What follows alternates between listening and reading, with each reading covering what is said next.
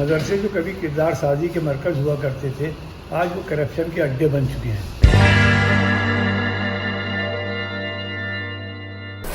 क्योंकि सरकार ने इतनी लंबी लंबी तनख्वाहें दे दी हैं और जिनको 2000, 2500 और 5000 मिला करते थे, आज वो 50,000 से शुरू होकर 80,000, 1 लाख रुपये तक की उनकी तनख्वाहें हैं। तो लिहाजा उनमें अपॉइंटमेंट में भी घपले हुए।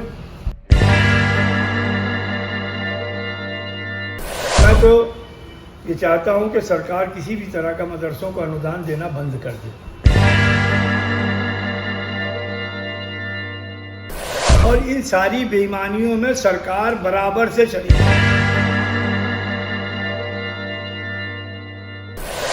अगर इनके खिलाफ कार्रवाई हो तो उन अधिकारियों के खिलाफ भी उतनी ही सख्त कार्रवाई होनी चाहिए जिन्होंने इनकी इंक्वायरी करके रिपोर्टें लगाई और इनको जो अनुदानित करवाया।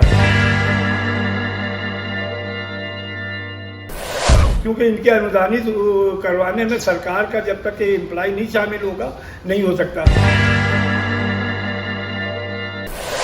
इन लोगों ने सरकार से अनुदान प्राप्त करने के लिए तरह तरह से फर्जी तरीके से डॉक्यूमेंट तैयार करके उसके अंदर इम्पोज करके अपनी नियुक्तियां पाई हैं। बात तो ये है कि अगर कोई अनियमितता है और उस अनियमितता जो निकल के आई है वो किसी जांच के जरिए आई है, कोई जांच की गई है, तो वो सामने आना चाहिए और उसके खिलाफ उनके खिलाफ अभियोग पंजीकृत होना चाहिए। अगर कोई फोर्जरी की है, कोई डॉक्यूमेंट्स में गड़बड़ी की है तो 467, 68, 471 वगैरह में मुकदमा होना चाहिए। अगर कोई गमन किया है तो भी उस तरीके का मुकदमा होना चाहिए, 420 में मुकदमा होना चाहिए।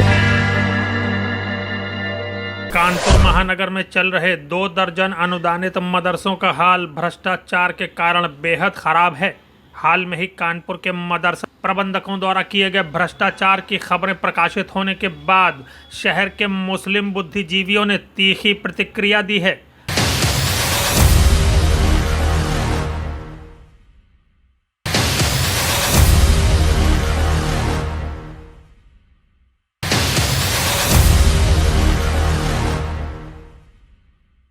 और क्या ये मालूम नहीं है सरकार की नाक के नीचे बैठकर कलेक्ट्रेट के अंदर बैठ करके जिस तरह से करप्शन हो रहा है, तो कलेक्टर साहब उस पर संज्ञान क्यों नहीं लेते हैं, इनके खिलाफ कार्रवाई क्यों नहीं करते हैं। हालांकि कानपुर के डीएम इंतहाई ईमानदार आदमी हैं जिनको दोबारा कानपुर में भेजा गया इसीलिए कि इन करप्शन को रोका जाए। और मैं उम्मीद करता हूँ कि वो इस पर पूरी संज्ञान लेकर के उन लोगों को जिन्होंने मदरसा संचालक हैं उनको भी जेल भेजेंगे और जिनके जरिए ये मदरसों का अप्रूवल हुआ है, जिनको सेंक्शन किया गया फंड सरकार की ओर से, उनके खिलाफ भी कार्रवाई होगी।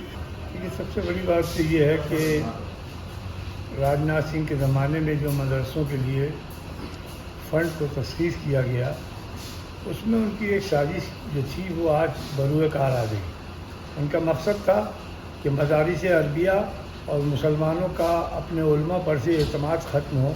मैं तो ये चाहता हूँ कि सरकार किसी भी तरह का मदरसों को अनुदान देना बंद कर दे।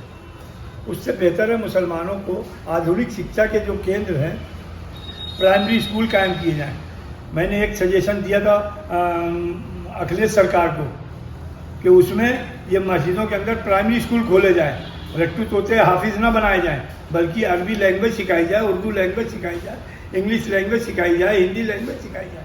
क्योंकि प्राइमरी की एजुकेशन में हम लोगों को लैंग्वेज सिखाते हैं। आज ये मदरसे जो हैं जिनमें हमें पर्सनल के ताल्लुक से शिक्षा मिलनी चाहिए, वहाँ आप देखिए कितने मदरसे सिर्फ हाफिज़ी करा रहे हैं, बाकी तो कोई काम कराते नहीं हैं। कितने आलिम शहर में जो काजी 8-8, 9-9 बने बैठे हैं, एक भी काजी के लायक नहीं है। बदकिस्मती ये है कि क्या बगैर लॉ ग्रेजुएशन के कोई जज बन सकता है? आज बगैर मुफ्ती की सनद लिए हुए लोग काजी बने घूम रहे हैं शहर में, खुद साख्ता काजी है। तो ये मजहब का जो एक्सप्लॉइटेशन हो रहा है, इसमें जो पीछे खेल था उसके हम शिकार हो रहे हैं। कहीं ऐसा ना हो खुदारा कि आम मुसलमान अपनी मजहबी क़यादत से बददिल होकर के अपने मदरसों और अपने मजहबी पेशवाओं से उसी तरह से दूर हो जाए जिस तरह यूरोप में कम्युनिज्म वजूद में आया था कि जिन्होंने अपने मजहबी पेशवाओं के इस्तेसाल के सबब खुदा का ही इनकार कर दिया था कि खुदा है ही नहीं, मजहब अफीम कह दिया गया था।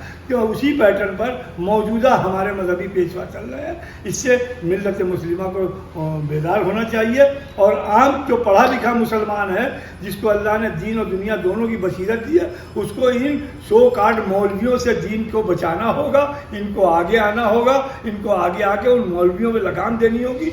ये मदरसे जो किरदार साजी के मरकज़ हुआ करते थे, इनको फिर से बनाएं। इसमें बिहार और बंगाल के भिखारियों को ला करके शिक्षा देने से बेहतर है जिस शहर में जहाँ मदरसा है उस शहर के अच्छे घरानों के बच्चों को दीनी और असली तालीम से आरास्ता करके इस मुल्क की तरक्की की दौड़ में आगे बढ़ने का मौका दें और इस मुल्क के अंदर उनको ये बताएं मदरसों में कि संविधान के अंदर कितनी मजहबी आज़ादी है। इस संविधान में पर्सनल लॉ की सिर्फ आपको आज़ादी दी गई है और उस पर्सनल लॉ में 3 चीज़ें आती हैं। एक इबादत का तरीका, दूसरे निकाह तलाक का सिस्टम, तीसरे संपत्ति का। बाकी सारी चीज़ें दस्तूर हिंद के मुताबिक होनी हैंगी। तो अब इन 3 चीज़ों की हमें शिक्षा मजहबी देनी चाहिए कि हमारे इबादत किस तरह से होती है और हमारी शादी में किस तरह से होना चाहिए। हमने 3 तलाक के मुद्दे को 2015 में उठाया था। उस वक्त ये मौलवी पीछे पड़ गया था, मेरे कुफ्र का फतवा दे दिया था है? और बाद में उसी को पार्लियामेंट ने और सुप्रीम कोर्ट ने जब जो बात हमने उठाई थी उसको जब विटो किया तो सबने तस्लीम कर लिया। अभी भाजपा सरकार ने जो 3 तलाक के ऊपर 3 साल की सज़ा का कानून बनाया है, हमने उसमें कहा, एक हमने मॉडल निकाहनामा बनाया, उसमें हमने लड़के लड़की के अहद के नाम से एक लाइन बढ़ा दी कि लड़का और लड़की उसमें एक अपना अहदनामा डाल दें कि इख्तलाफात की सूरत में दी गई तलाक कुरान के ज़ाब्तों के मुताबिक मानी जाएगी, तो सरकार की वो स्कीम फेल हो जाएगी जो 3 साल की सज़ा कहेगा।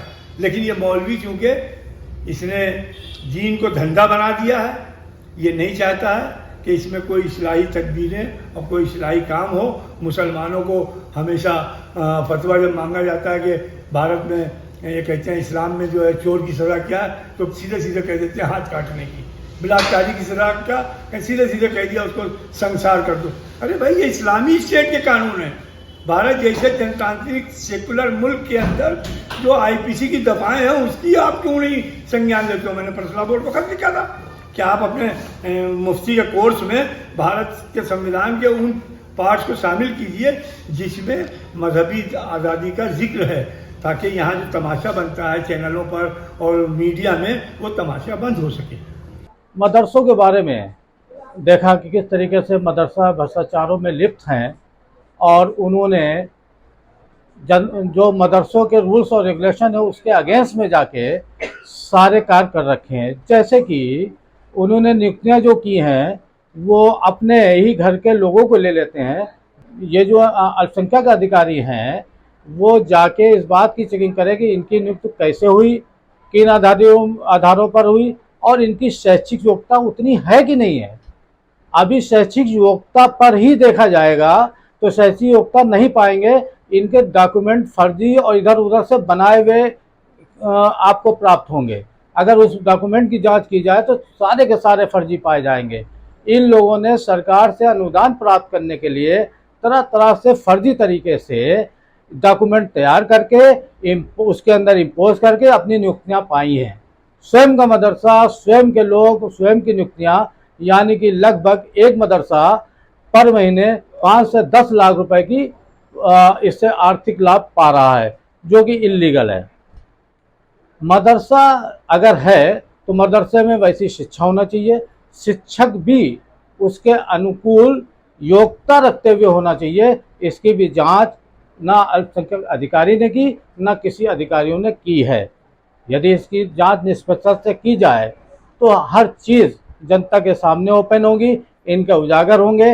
इनके घरों में विलासतापूर्ण जीवन जो जी रहे हैं, बड़े बड़े मकान जो बनाए हुए हैं, बड़ी बड़ी गाड़ियों से जो चल रहे हैं, अगर इस पर ही ध्यान दे ले सरकार तो ये गाड़ी कहाँ से आई, किसके पेमेंट से आई, कहाँ से प्राप्त हुई, ये अनुदान तो हमने बच्चों को दिया था, ये अनुदान आपके पास कैसे रुक गया, ये सब पे भी अगर जांच कर ली जाए तो ये सब सलाखों के पीछे होंगे। तो अनियमितता तो दोनों तरफ हो रही है, तो सिर्फ मदरसों की बात क्यों हो रही है? सरकारी स्कूलों की बात भी होनी चाहिए। जहां भी अनियमितता हो रही है प्रॉपर तरीके से जो भी संबंधित अधिकारी है उसकी जांच करे, उनके खिलाफ अभियोग पंजीकृत करे और उनके खिलाफ कार्रवाई करे, उठा करके जेल में डाले। भाई ये तो करप्शन है।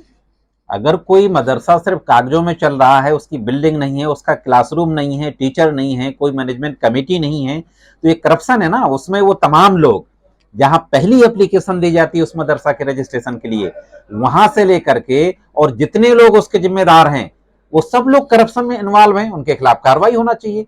तमाम सरकारी ऑफिस में जहां जहां से परमिशन होती हैं, वो सारे लोग इन्वॉल्व हैं। आप देखते हैं ना कि कोई बिल्डिंग खड़ी होती है, 5 मंजिल की बिल्डिंग खड़ी हो गई, 10 साल बाद पता चलता है कि ये बिल्डिंग तो अवैध है और उसको गिरा दिया जाता है।